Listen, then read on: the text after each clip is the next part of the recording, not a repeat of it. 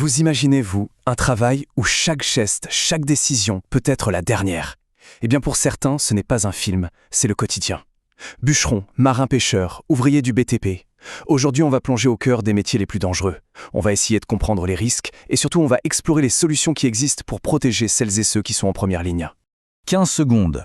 C'est le temps qu'il faut en France pour qu'une personne meure à cause de son travail, que ce soit un accident ou une maladie.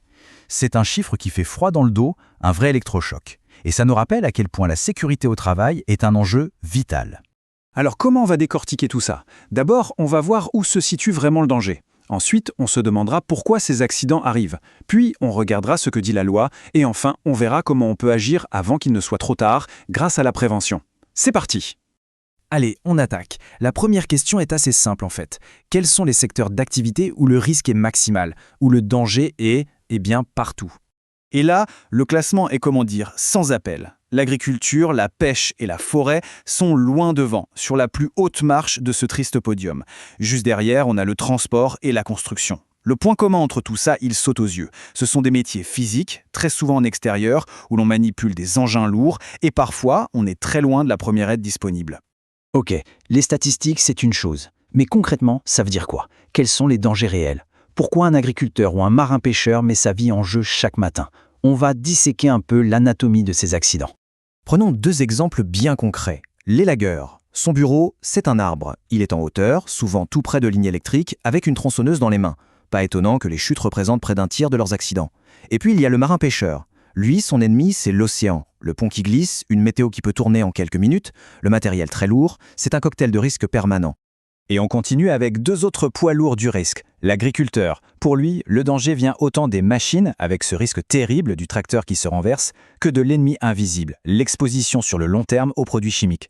Et puis le BTP, le secteur champion toute catégorie des accidents du travail. Les chutes, que ce soit d'auteur ou d'objet, ça reste la cause numéro 1 de décès, même si les normes de sécurité sont de plus en plus strictes. Bon, face à un tableau pareil, on se doute bien que la loi n'est pas restée les bras croisés. Au contraire, tout un arsenal juridique s'est construit petit à petit. Voyons un peu comment il a évolué pour tenter de mieux protéger les gens. Là, on voit bien l'évolution sur plus d'un siècle. On est passé d'une simple loi sur l'hygiène à la fin du 19e siècle à une loi vraiment centrée sur la prévention en 2021. Le cadre n'a pas arrêté de s'étoffer. Et retenez bien cette date, 2015, elle est super importante, elle marque un vrai tournant dans la responsabilité de l'employeur. On va voir pourquoi tout de suite. Parce qu'au fond, tout ce système, toutes ces lois, reposent sur un principe fondamental. C'est la pierre angulaire qui définit le rôle et le devoir de chaque entreprise. Et le voilà, ce point crucial.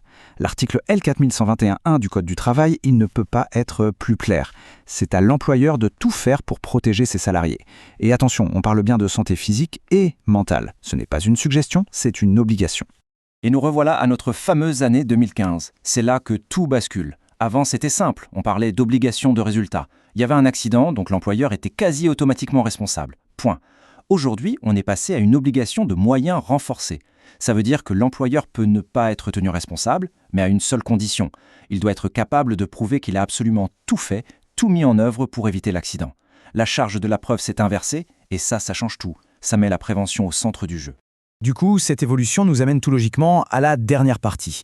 Puisque tout repose sur la preuve de la prévention, la question c'est comment on organise ça concrètement? Comment on fait pour anticiper plutôt que pour réparer les pots cassés? En fait, le Code du travail nous donne une sorte de mode d'emploi, une hiérarchie pleine de bon sens. Le top du top, évidemment, c'est d'éviter le risque, de le supprimer, tout simplement. Si c'est impossible, alors il faut l'évaluer puis le combattre à la source. Et un point très important, il faut toujours privilégier une protection collective, comme un garde-corps qui protège tout le monde, plutôt que de compter uniquement sur un équipement individuel, comme un harnais. Et pour mettre tout ça en musique, la loi a prévu un outil. Un seul, mais il est absolument central. Chaque entreprise, dès qu'elle a un salarié, doit formaliser tout ça dans un document, le fameux DUR. C'est vraiment le cœur du réacteur de toute la stratégie de prévention. Cette phrase, elle résume parfaitement l'esprit du truc. Le DUR, ce n'est pas juste un formulaire administratif à remplir pour être en règle. Non, l'idée c'est que ce soit un document qui vit, qui évolue avec l'entreprise. C'est un peu la mémoire collective des dangers pour que les erreurs du passé servent à construire un avenir plus sûr. Au final, la vraie question, elle est là. Ce document unique, et plus globalement toute la démarche de prévention, est-ce qu'on le voit comme une contrainte, une case à cocher, un point mort, ou est-ce qu'on le voit comme un véritable levier pour bâtir un environnement de travail plus sûr, plus sain et au final plus performant? La réponse à cette question, elle ne se trouve pas dans un texte de loi, mais bien dans la culture de chaque entreprise.